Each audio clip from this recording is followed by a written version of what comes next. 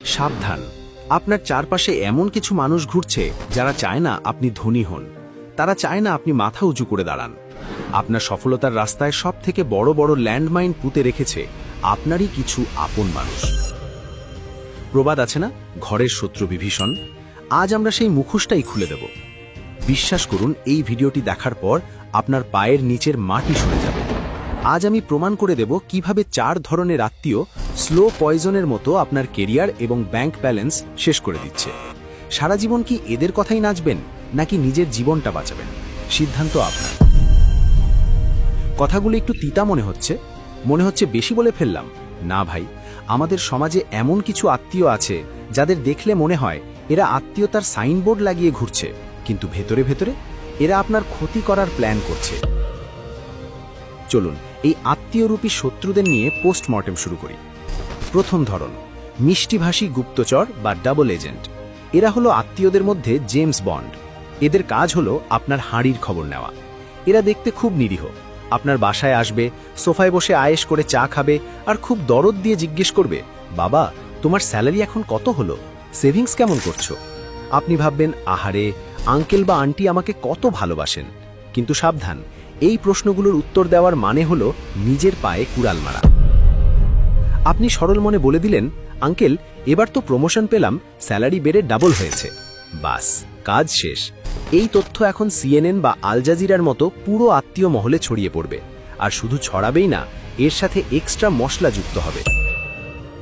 তারা অন্য আত্মীয়দের গিয়ে বলবে, দেখো ভাই, ও তো এখন অনেক টাকার মালিক, কিন্তু আমাদের তো পাত্তাই দেয় না, অহংকার বেড়ে গেছে। এদের কাজ হলো আপনার ইনফরমেশন নিয়ে আপনার বিরুদ্ধেই পলিটিক্স করা। এরা আপনার সামনে আপনার প্রশংসা করবে আর আপনার শত্রুর সাথে গিয়ে হাত মেলাবে। এরা হলো সেই চামচা যারা তেল মারতে ওস্তাদ, কিন্তু সুযোগ পেলেই বাঁশ দিতে কার্পণ্য করে না। দর্শক বন্ধুরা, আপনাদের জীবনে কি এমন কোনো চামচা আত্মীয় আছে যে সামনে এক কথা বলে আর পেছনে আরেক কথা? কমেন্ট বক্সে এখনই জানান। আমরাও একটু চিনে রাখি এই কাল সাপদের। দ্বিতীয় ধরন, ইমোশনাল প্যারাসাইট বা কান্নাকাটি পার্টি। এরা হলো আত্মীয় কুলের অস্কার জয়ী অভিনেতা। এদের জীবনের সমস্যার কোনো শেষ নেই। এরা আপনার কাছে আসবে, প্রথমে একটু এদিক সেদিকের গল্প করবে, তারপর হঠাৎ করে মুখটা এমন করুণ করবে যেন এইমাত্র টাইটানিক ডুবে গেছে। বলবে, বাবা আর বলিস না, তোর খালুর ব্যবসায় লস, ঘরে চাল নেই, ছোট মেয়েটার স্কুলের বেতন দিতে পারছি না।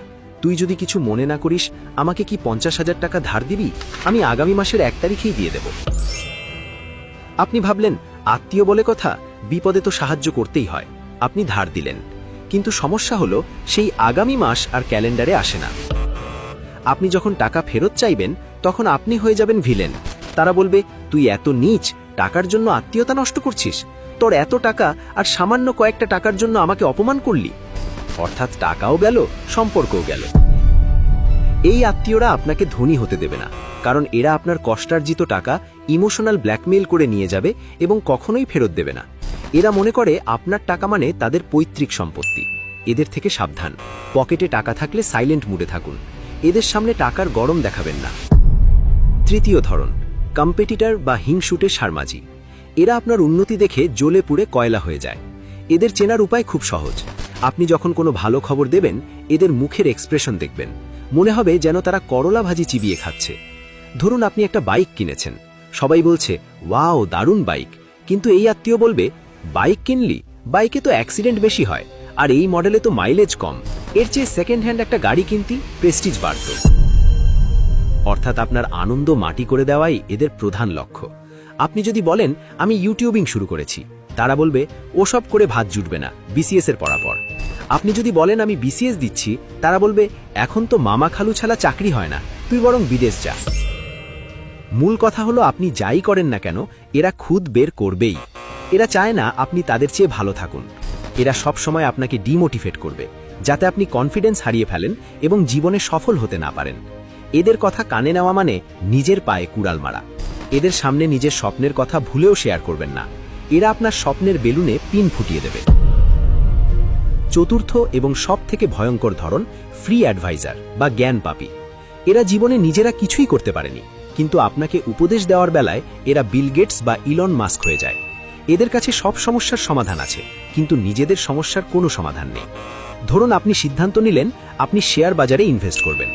এই আত্মীয় দৌড়ে এসে বলবে, খবরদার, শেয়ার বাজার মানেই ফতুর, আমার এক বন্ধুর শ্যালকের ভাই সব হারিয়ে এখন রাস্তায় ঘুরে বেড়াচ্ছে। অথচ খোঁজ নিয়ে দেখবেন এই লোক জীবনে শেয়ার বাজারের সও বোঝে না। অথবা নতুন কোনো বিজনেস আইডিয়া নিয়ে কাজ করছেন, তারা এসে বলবে, এসব রিস্কি কাজ করিস না, তার চেয়ে বরং একটা মুদি দোকান দে, অন্তত ডাল ভাত জুটবে। এদের মেন্টালিটি হলো গরিবের মেন্টালিটি। এরা সেফ জোনে থাকতে পছন্দ করে এবং আপনাকেও সেই গণ্ডির মধ্যে আটকে রাখতে চায়। এরা আপনার ক্ষতি চায় না সরাসরি, কিন্তু তাদের ভুল এবং নেগেটিভ উপদেশ আপনার জীবন ধ্বংস করে দিতে পারে। এরা আপনাকে রিস্ক নিতে দেবে না, আর রিস্ক না নিলে আপনি ধনী হবেন কি করে? মনে রাখবেন, গরিব আত্মীয়র কাছ থেকে টাকা জমানোর টিপস নেওয়া আর কসাইয়ের কাছে হার্ট সার্জারি করানো একই কথা। তাহলে উপায় কি? এখন প্রশ্ন হলো, এই 4 ধরনের আত্মীয় থেকে বাঁচবেন কিভাবে? এদের তো আর ফেলে দেওয়া যায় না, আবার সাথে রাখাও বিপদ। 1. সিক্রেট মেনটেন করুন। আপনার ইনকাম কত, আপনি কোথায় ইনভেস্ট করছেন, আপনার পরবর্তী প্ল্যান কি, এসব ভুলেও আত্মীয়দের শেয়ার করবেন না। মনে রাখবেন, সফলতার প্রথম শর্ত হলো গোপনীয়তা। 2. না বলতে শিখুন। কেউ টাকা ধার চাইলে বিনয়ের সাথে না বলুন। বলুন, আমার সব টাকা ফিক্সড ডিপোজিট করা আছে, ভাঙতে পারবো না। একটু নিষ্ঠুর শোনাতে পারে, কিন্তু নিজের ভবিষ্যতের জন্য এটুকু স্বার্থপর হতেই হবে। 3. এড়িয়ে চলুন। নেগেটিভ মানুষদের সাথে আড্ডা দেওয়া কমিয়ে দিন। যারা সব সময় আপনার খুদ ধরে, তাদের ফোন ধরা বন্ধ করে দিন বা ব্যস্ততার অজুহাত দেখান। আপনার মানসিক শান্তি আপনার ব্যাংক ব্যালেন্সের চেয়েও দামি। 4. হাসি মুখে ইগনোর করুন। যখন কেউ ফালতু উপদেশ দেবে, তখন হাসি মুখে মাথা নাড়ুন, কিন্তু করবেন সেটাই যেটা আপনার মন এবং মস্তিষ্ক সায় দেয়। তাদের সাথে তর্কে জড়াবেন না, কারণ তর্কে জিতলেও আপনি সময় হারাবেন। দর্শক বন্ধুরা, জীবনটা খুব ছোট। এই অল্প সময়ে আপনি যদি অন্যের কথায় নাচতে থাকেন, তাহলে নিজের মিউজিকটা বাজাবেন কখন? আত্মীয় স্বজন অবশ্যই গুরুত্বপূর্ণ। বিপদে আপদে তারাই সবার আগে আসে, এটা সত্যি। কিন্তু সেই আত্মীয় যদি আপনার শেকড় কেটে দেয়, তাহলে তাকে গাছ থেকে ঝেড়ে ফেলাই বুদ্ধিমানের কাজ। আপনার চারপাশে তাকান, এই 4 ক্যাটাগরির কোনো না কোনো আত্মীয় আপনি অবশ্যই খুঁজে পাবেন।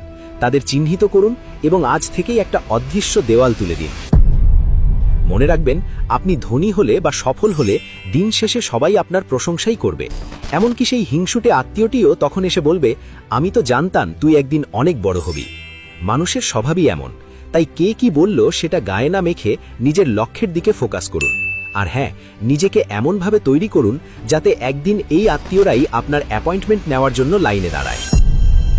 এটাই হবে তাদের প্রতি আপনার সেরা প্রতিশোধ। আজকের ভিডিওতে আমরা জানলাম কিভাবে টক্সিক আত্মীয়দের হ্যান্ডেল করতে হয়। কিন্তু জীবনে চলার পথে শুধু আত্মীয় নয়, বন্ধুবান্ধবের মধ্যেও এমন কিছু ক্যারেক্টার থাকে। আপনি কি চান আমি ভণ্ড বন্ধুদের চেনার উপায় নিয়ে পরবর্তী ভিডিও বানাই, নাকি টাকা জমানোর জাপানি টেকনিক নিয়ে ভিডিও চান? কমেন্ট করে অবশ্যই জানাবেন। আপনাদের কমেন্ট থেকেই আমি আমার পরবর্তী ভিডিওর আইডিয়া খুঁজে নেব। ভিডিওটা যদি আপনার জীবনের সাথে একটুও রিলেট করে থাকে, তাহলে এটা শেয়ার করে দিন আপনার সেই কাজিন বা বন্ধুর সাথে যে প্রতিনিয়ত এমন আত্মীয়দের জ্বালায় অতিষ্ঠ। আর হ্যাঁ, আমি বলবো না সাবস্ক্রাইব করতে, কারণ আপনি যদি বুদ্ধিমান হন, তাহলে আপনি জানেন এই চ্যানেলের সাথে যুক্ত না থাকলে আপনি কত দুর্দান্ত আর মজার ভিডিও মিস করবেন। নিজের ভালো তো পাগলেও বোঝে, তাই না? ভালো থাকবেন, সুস্থ থাকবেন, আর আত্মীয়দের থেকে নিরাপদ দূরত্ব বজায় রাখবেন। দেখা হচ্ছে পরের ভিডিওতে। ততক্ষণ পর্যন্ত আল্লাহ হাফেজ।